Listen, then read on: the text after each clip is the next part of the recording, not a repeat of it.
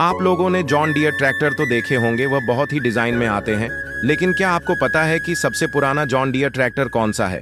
अगर आप लोग नहीं देखे हैं तो चलिए मैं दिखाता हूँ। लेकिन उससे पहले अगर आप भी निशु भाई के सच्चे फैन हैं तो वीडियो को लाइक कर कर चैनल को सब्सक्राइब कर दो और कमेंट में अपना नाम बताइएगा। जरा हम भी तो देखें कि निशु भाई को दिल से चाहने वाला कौन सा फैन है। तो गाइस, ये है सबसे पुराना जॉन डियर ट्रैक्टर। ये 1887 में बनाया गया था।